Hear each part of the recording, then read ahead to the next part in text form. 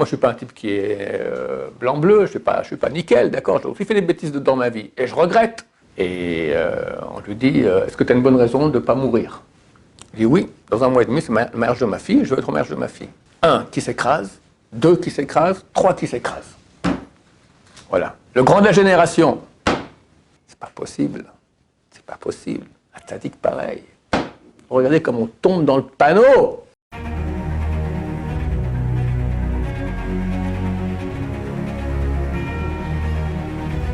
Ce jour dédié pour l'élévation de l'âme de Simcha Bat Rachel Ifergan, de mémoire bénie. La question de Moshe. Alors avant Kippour, on reçoit souvent des excuses de la part de personnes qui ont pu nous blesser. Et des fois, bien qu'on a envie de les excuser, ben on a toujours de la rancœur en nous et on n'y arrive pas. Alors comment faire? Ok. Mais tu aimerais l'excuser? Oui. Alors tu l'excuses. C'est bon. Alors je vais t'expliquer. Il y a 2 choses. Il y a la rancœur, il y a les sentiments, et il y a la tête. Notre travail, toute notre vie est à peu près unique. Faire maîtriser notre tête, ça veut dire notre esprit, notre raison, la logique, sur le cœur qui est un fou. Comme dit la Torah, Dieu dit que le cœur de l'homme est mauvais dès sa naissance. Miniarorav, depuis sa jeunesse, mais les salles d'Israël disent Néro, ça veut dire dès qu'il se secoue pour sortir du ventre de sa mère. Déjà, il est mauvais. Ben Ishraï dit heureusement que les bébés sont mignons, sinon on pourrait les étrangler. T'as rien de pire qu'un bébé. Il est égoïste, il est méchant, il n'a pas tout de suite ce qu'il veut, il se met à hurler, d'accord, c'est terrible, c'est un esclavage, d'accord, c'est terrible. Et là, tu as des maris, plus des maris que des femmes, et aussi des femmes, enfin des adultes qui sont encore comme des bébés. D'accord, c'est terrible. Tout le travail de notre vie, c'est arriver à maîtriser le cœur qui, d'habitude, a des pensées fausses. Ça peut arriver des pensées justes. Il voit un pauvre, il a pitié, alors c'est bien, d'accord. Mais très souvent, il est complètement à côté de la plaque. Et c'est notre esprit qui doit, avec la raison, juger est-ce que c'est juste ou est-ce que c'est faux. Est-ce que cette pensée elle est juste? J'accepte, sinon non. Elle revient. Alors là, tu as un très bon exemple. Voilà. Quelqu'un vient avec des vraies excuses. Quelqu'un t'a fait du mal, d'accord? Ok. Maintenant, il fait des vraies excuses. Il vient même, il pleure, il regrette. Vraiment, tu vois qu'il regrette. Ok, bon. Alors, tu peux lui dire non, ça se fait pas. Ça, c'est pas la vérité. Je vais expliquer peut-être. Bon, je vais finir ça, après je reviendrai là-dessus sur l'importance de pardonner. Je lui dis, c'est bon, je t'excuse. Et puis, quelques jours plus tard, ou même quelques minutes plus tard, ou même déjà en même temps, comme tu dis, tout à coup, tu te rappelles de ce qu'il t'a fait, puis t'es conquis par une bouffée de pensée qui vient du cœur, folle. Mais tu dis, mais je veux l'excuser. Mais non, moi, c'est normal. C'est notre travail. Le Ramchal, Rabbi Moshe Chaim Luzzatto, donc l'auteur un des plus grands kabbalistes des derniers siècles, l'auteur du plus grand livre de Moussar, à mon avis, et comme ça pense beaucoup de grands de Torah, Misat Yesharim, il écrit dans ce livre que, donc il y a un interdit de la Torah, l'otikom et l'otitor, ne pas se venger, ne pas avoir rancœur.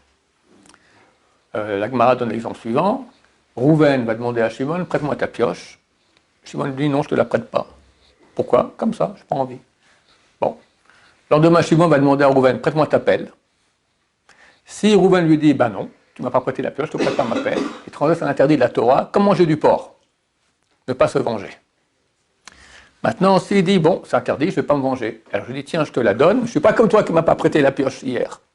Il transgresse un interdit de la Torah, comme manger du porc, de avoir rancœur. Et même s'il fait un grand sourire, tu le dis comme ça, mais il fait un petit signe pour lui rappeler que hier il a demandé la pioche et il n'a pas reçu, il transgresse l'interdit de la Torah comme manger du porc, de ne pas garder rancœur. Maintenant, quand c'est une pioche et une pelle, ça va. Mais quand le type pendant 10 ans il t'a fait du mal, sans cesse, puis après, il vient demander pardon. S'il ne vient pas demander pardon, alors tu as le droit de. Il faut qu'il sache qu'il t'a fait du mal, et s'il ne vient pas demander pardon, tu as le droit de le haïr. Ok? Mais il faut qu'il sache que tu lui dis, tu m'as fait du mal et sache que je souffre de cela. Tant qu'il ne va pas s'excuser, tu peux le haïr. C'est aussi une interdiction d'haïr les gens. Maintenant, il vient, il fait des plates excuses vraiment sincères. Mais 10 ans, il t'a fait morfler, je veux dire, t'es détruit, il t'a détruit, d'accord. Après, demain, tu pourrais me prêter 10 000 euros, tu les as, d'accord. Pas facile. Alors le Ramchal, il dit, c'est facile que pour les anges. Mais les êtres humains qui habitent des corps matériels, c'est très dur. C'est très dur. Mais dit le Ramchal, Gzerat Meler, c'est le décret du roi. Le roi, Hachem, nous a ordonné, parce que le peuple d'Israël, c'est entre les Juifs, d'accord? Avec les Goïm, on a le droit, parce qu'eux trouvent normal. Tout ce que les Goïm trouvent normal de faire entre eux, c'est permis pour nous. La Shonara. La Shonara, c'est une médisance, une chose qui est vraie. D'accord? Bah, tous les journaux c'est que ça. Tu n'as pas le droit de dire quelque chose faux sur quelqu'un. Là, tu te fais accuser pour diffamation. Mais c'est une chose qui est vraie, on a le droit de le dire. D'accord? Au contraire, c'est tous les médias, l'information, etc. La Torah l'interdit. Si c'est positif, oui. Si c'est négatif, non. Mais c'est vrai. Et alors? On n'a pas le droit. Donc, tout ce que les Goïm considèrent comme étant juste et légitime, c'est permis pour nous d'être aussi comme ça avec eux. Donc, on peut parler d'un Shonara sur un non-juif peut parler sur un autre non-juif, il n'y a pas de problème. Idem, en ce qui concerne, ne pas se venger. D'accord? Ou du moins, ne pas avoir rancœur. Si maintenant,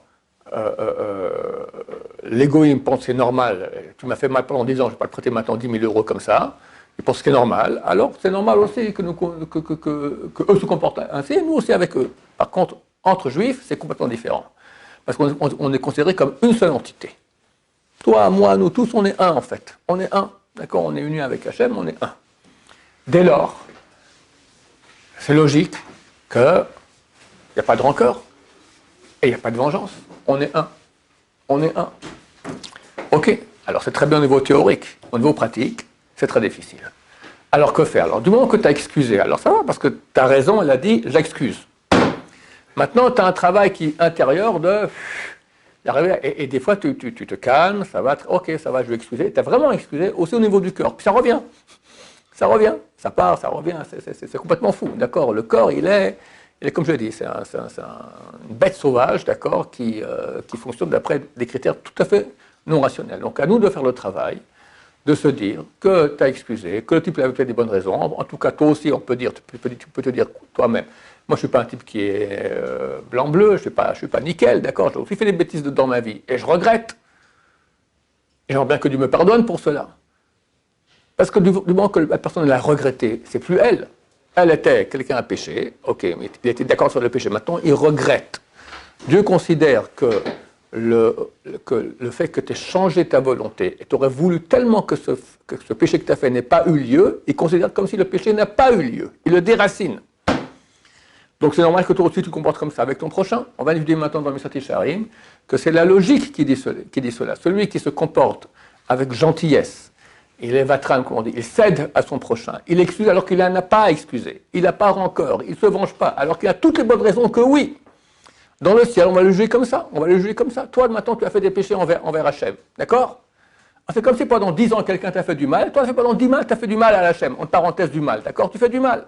Hachem, il veut t'envoyer une traîra terrible, d'accord? Et il a tout le côté de l'accusation, les anges qui disent, mais ouais, vas-y, ta. Vient la défense, et regardons comment il se comporte avec son prochain, voilà. X lui a fait pendant 10 ans du mal, il a souffert terriblement et il lui pardonne. Dieu dit aux forces du mal, aux accusateurs, vous-même devez maintenant accepter que je sois bon avec lui, que je pardonne ses péchés. Parce que c'est dans la raison, c'est logique, je ne fais pas un acte de bonté. Dieu peut aussi faire un acte de bonté. Je veux faire un acte de bonté, terminé. Il peut le faire, il fait ce qu'il veut Dieu. Ok? Mais là, ce n'est pas la bonté, c'est la rigueur céleste qui va exiger la bonté d'Hachem, parce que c'est la logique. Le type, maintenant, il se comporte bien avec les autres, donc c'est logique. Et c'est le jugement le plus dur de Dieu qui va dire, il faut être bon avec lui. Je raconte l'histoire que je viens de raconter il y a 5 minutes, on vient de l'histoire dans le Ramchal. J'ai un voisin qui a un gmar. Un gmar, c'est un organisme de prêt sans intérêt. On n'a pas le droit de prêter avec intérêt, d'accord? Alors, ce n'est pas lui qui a l'argent et qui le prête, c'est tous les gens qui ont un peu d'argent comme ça.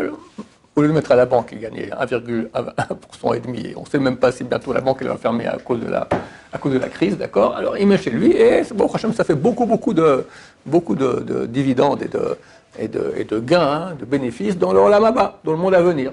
D'accord? Donc, il prête des grandes sommes, très très grandes sommes. Mais il doit amener, parce que les gens, après que je fais le cours, tout le monde m'écrit, j'aimerais aussi faire 50 000 $, 100 000 $, bon, ça peut être bien, d'accord?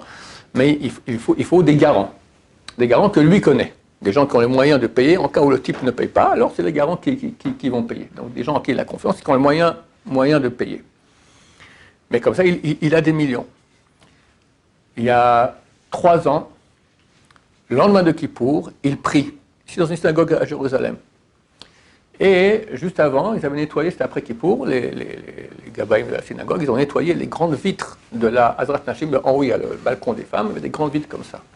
Ils ont remis pas très bien.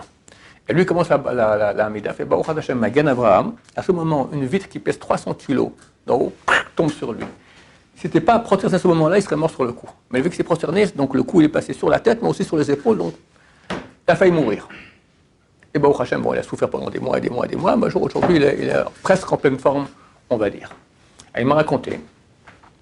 Il n'a pas raconté la vérité, mais j'ai su par quelqu'un de ma famille éloignée qui a raconté cette histoire-là, j'ai compris que c'était lui, mais cette histoire, mais alors il n'aime pas tellement ce genre de choses-là, donc au début il n'a pas raconté à personne, puis je lui ai demandé, alors il m'a quand même raconté que quand il est décédé, il se souvient, enfin il est décédé, quand il a reçu le coup, il est parti au Olam Haba.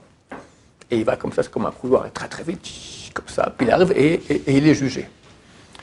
Et on lui dit, est-ce que tu as une bonne raison de ne pas mourir? Il dit oui, dans 1 mois et demi, c'est le mariage de ma fille, je veux être au mariage de ma fille.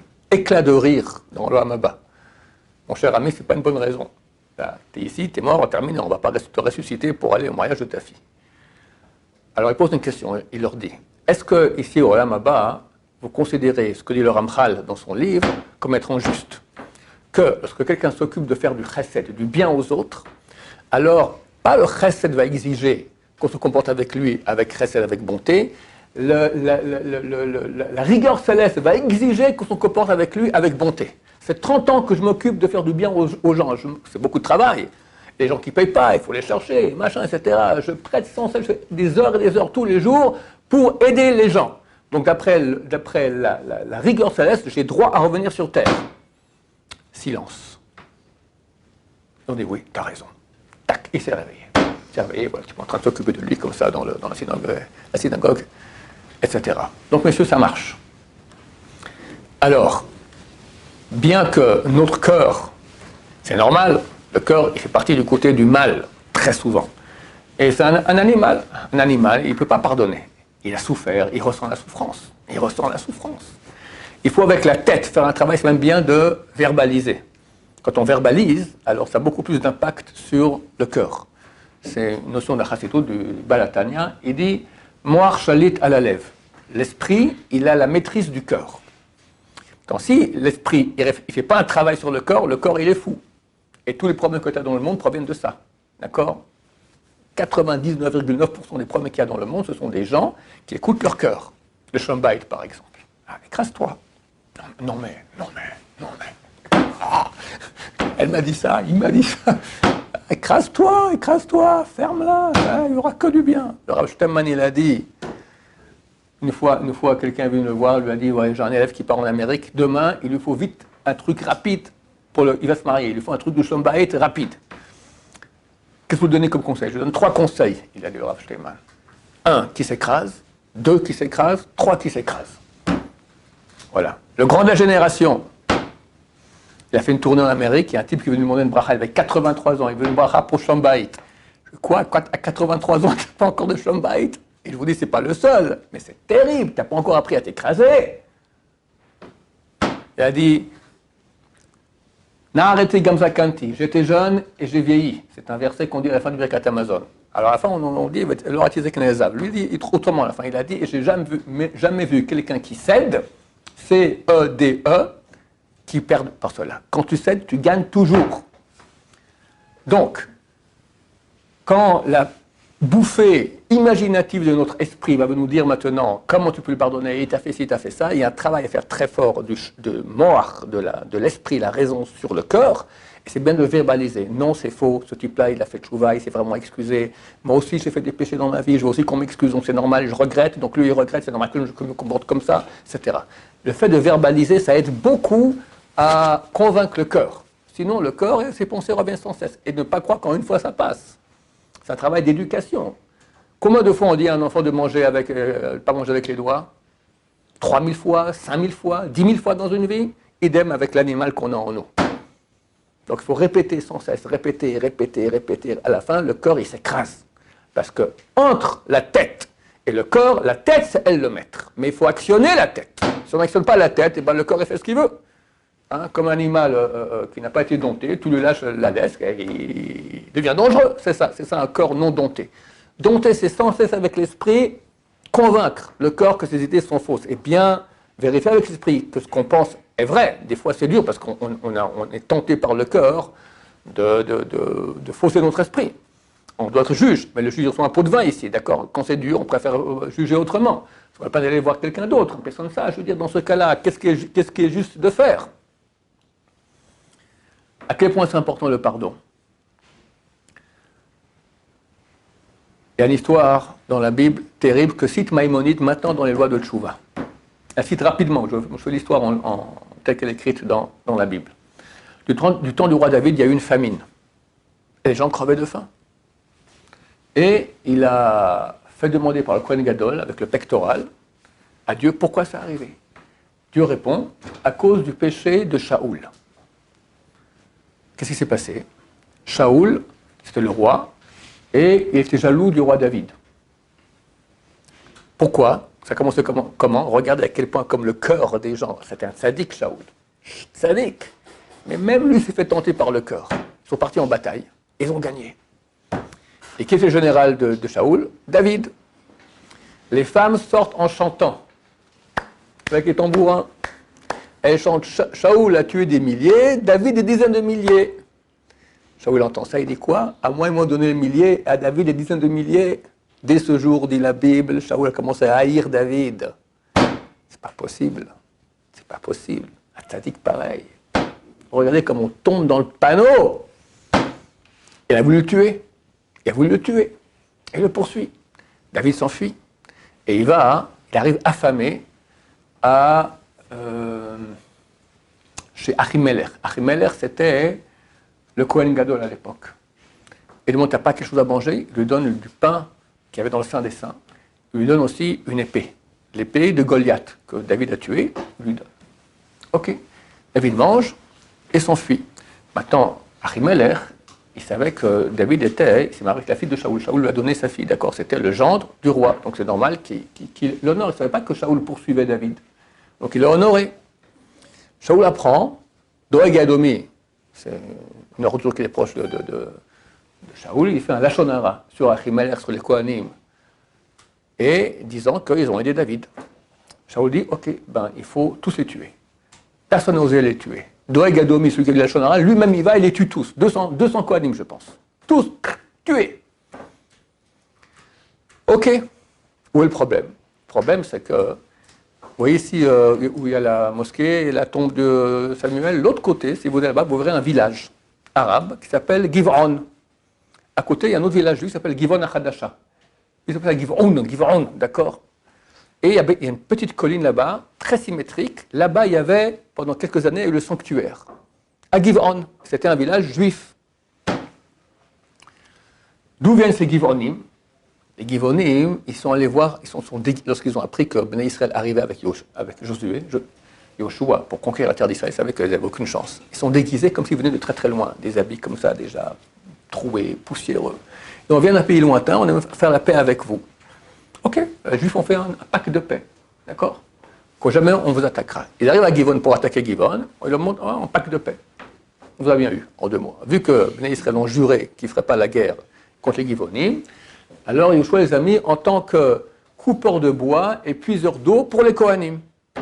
Au temple, les Kohanim travaillent, ils ont besoin d'aide, alors les Givonim, c'est leur job. Amener de l'eau et couper du bois, et c'est comme ça qu'on leur donne de l'argent pour cela, c'est leur job. Du moment que tous les Kohanim ont été tués, les Givonim se sont retrouvés en chômage technique. Et ils en voulaient à Shaoul, quand à cause de toi, on est en train de crever de faim. 3 ans de famine en Israël à cause d'eux. David va aller voir, il dit, qu'est-ce que vous voulez pour qu'on vous pardonne? Il dit qu'on veut qu'on prenne 7 descendants de Shaoul et qu'on les pende. Et le roi David va prendre 7 descendants de Shaoul, des petits-enfants, des adolescents, des sadikim qui n'ont rien fait à personne. Et on les pend. Même la Bible dit que Rispat Bat Aya, c'est une des mères, elle venait chasser les corbeaux qui venaient manger la chair de leur enfant qui était pendu. Et là, la famine s'est arrêtée. Que dit la Bible? Elle dit les Givonim ne font pas partie de la descendance d'Israël. Dit le Rambam, on ne doit pas être comme ces gens-là. Tu as un descendant d'Israël, tu as un cœur droit, tu pardonnes. Au bout de 3 fois, si quelqu'un a péché contre toi, tu peux refuser de pardonner. Mais s'il revient 3 fois, pas il dit pardon, après il dit pardon, ça c'est des bêtises. Il fait vraiment une demande d'excuses plate. Et après, il revient après 1 ou 2 semaines, de nouveau, vraiment, et en larmes si possible. Et il amène des gens pour te convaincre. Au bout de 3 fois, tu n'as pas pardonné, c'est toi le fautif. Lui est pardonné, il est pardonné, et toi, tu es le fautif. À part de péché grave, ou même 1000 fois. 1000 fois on peut aller, et le type peut ne pas pardonner. Si tu as fait du mal contre ton rabbin, ton frère, ton rav, un mouvrak, donc monsieur, faites attention à votre rav mouvrak, il peut refuser toujours. Et si tu as fait un motzi shemra, c'est quoi motzi shemra? C'est que tu as dit à la shonara faux sur quelqu'un. Ce qui n'est pas vrai. Il est toujours en retard à la prière. C'est pas vrai? Une fois dans sa vie, c'est arrivé à l'heure. C'est déjà un mensonge, d'accord? Je donne un exemple. Mais quand c'est vraiment des fois, on invente quelque chose de faux sur quelqu'un, ça c'est tellement mauvais d'après la Torah qu'il peut ne jamais pardonner. Voilà, messieurs, donc on va faire un travail énorme sur nous-mêmes, comme c'est écrit. Maintenant, c'est les 10 jours de pénitence, c'est marqué, on dit dans les 13 article de miséricorde d'Hachem. Hachem, quel achum echanoun. Nosé avon, vover à pécha. Nosé avon, il retient le péché.